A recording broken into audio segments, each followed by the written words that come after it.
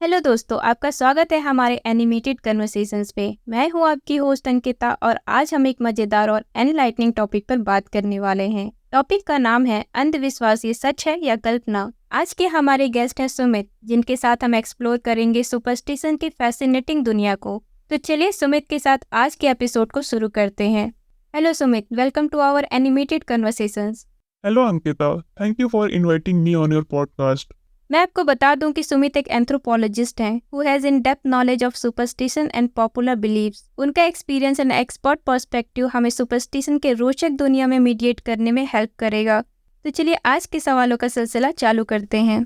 सुमित, क्या आप हमें बताएंगे अंधविश्वास क्या होता है और इसके पहले समय में लोग कैसे इस पे भरोसा करते थे? अंधविश्वास एक ऐसा विश्वास होता है जिसमें लोग बिना किसी सही तथ्य या लॉजिक के किसी चीज या घटना पर विश्वास करते हैं। इसमें अक्सर सुपरनैचुरल या अनसाइंटिफिक बातें शामिल होती हैं। अंधविश्वास का प्राचीन समय में भी व्यापक रूप से प्रचलन था और लोग भूत प्रेत, ज्योतिष, तंत्र मंत्र, ग्रह नक्षत्र के प्रभाव या कुछ अन्य आध्यात्मिक व्यक्तियों की बातों में विश्वास करते थे। इसका कारण होता था जानकारी की कमी और भ्रमित ज्ञान। आज के समय में शिक्षा और साइंटिफिक ज्ञान ने अंधविश्वास को कम किया है, लेकिन कुछ लोग अब भी इसमें विश्वास करते हैं। काला कौवा से जुड़ी किस तरह के बिलीव्स हैं लोगों में? क्या आप कुछ एग्जाम्पल दे सकते हैं? काला कौवा के साथ कुछ बिलीफ्स हैं जिनमें कुछ लोग मानते हैं कि काला कौवा भगवान शिव के प्रिय हैं और कुछ लोगों को लगता है कि उनका देखना अशुभ होता है। ये काला कौवा के बिलीफ्स अलग अलग रीजन्स और कल्चर्स में अलग हो सकते हैं। कुछ लोगों में ये माना जाता है कि अगर काला कौवा घर के आसपास दिखे तो ये अशुभ होता है और कोई बड़ी मुसीबत आने वाली होती है। उत्तर प्रदेश के कुछ लोग काला कौवा को भगवान शनि के रूप में मानते हैं और उनका दर्शन शनिवार को शुभ होता है। कुछ लोगों के लिए काला कौवा एक प्रकार की भविष्यवाणी का संकेत होता है और उनका व्यवहार उसके दिखते ही बदल जाता है। ये बिलीव्स अलग अलग लोगों की मन मुताबिक होते हैं और वे किस प्रकार से काले कौवों को देखते हैं और उसके साथ जुड़ी सुपरस्टिशंस को फॉलो करते हैं, ये उनके व्यक्तिगत विश्वास पर डिपेंड करता है। सुमित, कुछ लोगों के लिए फ्राइडे द 13th या मिरर ब्रेक होने पर नौकरी जाने का डर होता है। आप इस पर कुछ और बताएंगे? जी हाँ अंकिता, ये एक इंटरेस्टिंग एग्जाम्पल है। फ्राइडे द 13th को अनलकी डे के रूप में देखा जाता है। लोग इस दिन नौकरी नहीं शुरू करते या किसी बड़ी मीटिंग को पोस्टपोन करते हैं क्योंकि उन्हें लगता है कि कुछ बुरा होने के चांसेस हैं। मिरर ब्रेक होने पर भी लोग घबराते हैं और कुछ लोग अपने रिफ्लेक्शन को टूटने का संकेत समझते हैं, जो उनके लिए अशुभ होता है। आज के समय में भी अंधविश्वास कितना प्राचीन है? क्या लोग अब भी इस पर यकीन करते हैं? अगर हाँ, तो किस तरह से?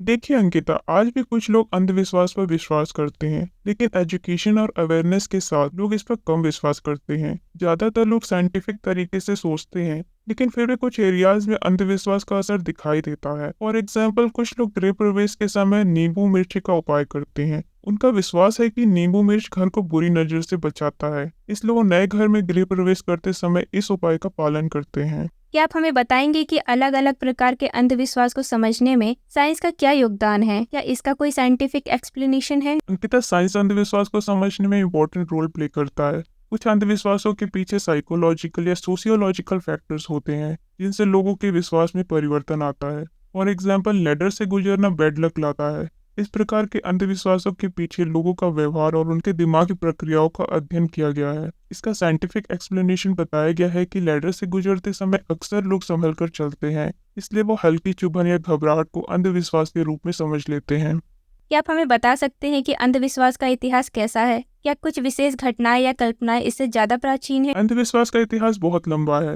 अंकिता। इसके पीछे कई ऐतिहासिक घटनाएं जुड़ी हैं, जैसे ब्लैक प्लेग के समय काला कौवा के विश्वास का प्रचार होना। ब्लैक प्लेग में हजारों लोग मारे गए थे और लोग इस समय काले कौवों को बीमारी का प्रतीक समझने लगे। इससे अंधविश्वास और ज्यादा प्राचीन हो गया। अंधविश्वास का समाज पर क्या प्रभाव होता है? क्या आप एग्जाम्पल दे सकते हैं जहां अंधविश्वास ने समाज पर असर डाला है?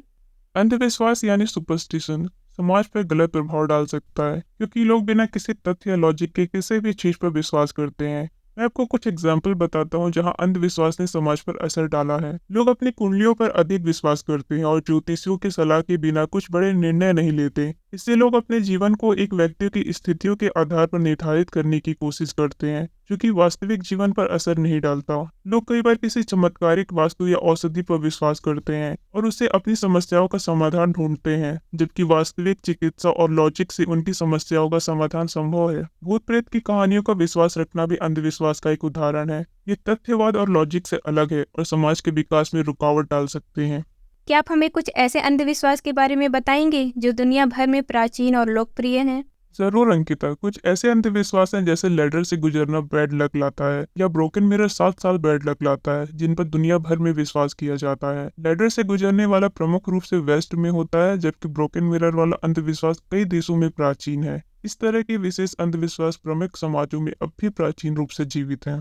कुछ लोग मॉडर्न मिथ और अंधविश्वास में फर्क करते हैं। आपके विचार से इनमें क्या फर्क है? मॉडर्न मिथ और अंधविश्वास दोनों काल्पनिक होते हैं, लेकिन मॉडर्न मिथ को लोग थोड़ा सा हंसी मजाक के रूप में लेते हैं, जबकि अंधविश्वास को सीरियस रूप से लेते हैं। मॉडर्न मिथ में अक्सर कुछ नए और अजीब काल्पनिक प्रक्रियाएं होती हैं, जिन पर लोग विश्वास नहीं करते हैं, लेकिन उनका मजाक जरूर उड़ाते हैं। अंधविश्वास व्यक्ति के व्यवहार को प्रभावित कर सकता है और उनका कॉन्फिडेंस कम कर सकता है।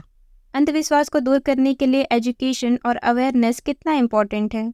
अंकिता, एजुकेशन और अवेयरनेस से ही हम अंधविश्वास को कम कर सकते हैं। कुछ एनजीओज और ऑर्गेनाइजेशन इस पर काम कर रहे हैं और वर्कशॉप और सेमिनार आयोजित कर रहे हैं, जहां लोगों को साइंटिफिक तार्किक के प्रति जागरूक किया जा सकता है। इससे लोग अंधविश्वास से दूर होते हैं और सही ज्ञान को अपनाते हैं।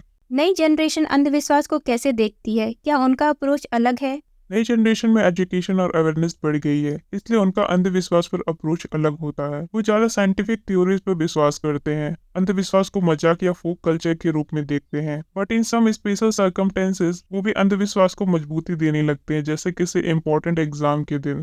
क्या आपको लगता है कि किसी अंधविश्वास को फॉलो करके अच्छी किस्मत आती है? तो क्या आप एक ऐसे पर्सनल एक्सपीरियंस को शेयर कर सकते हैं जहां आपको लगता है कि ये काम कर गया? मुझे याद है एक दोस्त जो हर बार एग्जाम से पहले अपनी लकी पेन का यूज करता था। उसके हिसाब से उसका रिजल्ट हमेशा अच्छा होता था। अब इसमें साइंटिफिक प्रूफ नहीं है कि वो पेन ही उसके रिजल्ट को सुधार देता था, लेकिन उनका ये विश्वास उनका सेल्फ कॉन्फिडेंस बढ़ाता था और इससे उनका परफॉर्मेंस भी बेहतर होता था। ये दिखाता है कि कभी कभी अंधविश्वास का असर हमारे मोरल और बिहेवियर पर भी होता है, लेकिन इसका मतलब ये नहीं है कि वो रियल वर्ल्ड सिचुएशन में हमेशा काम करेगा। इसलिए it is always better to take decision based on rational thought and evidence. Thank you Sumit, आपने बहुत अच्छे से हमारे सवालों का जवाब दिया। हमें अपना कीमती समय देने के लिए आपका शुक्रिया। दोस्तों, इस फैसिनेटिंग टॉपिक पर बात करके मुझे और सुमित को बहुत अच्छा लगा। इस पॉडकास्ट को सुनने के लिए आपका शुक्रिया। अगर आपको हमारा पॉडकास्ट पसंद आया तो इसे अपने दोस्तों के साथ शेयर करना ना भूलें। हम जल्द ही एक नए एपिसोड के साथ लौटेंगे। तब तक अपना ख्याल रखिए। Thank you for watching.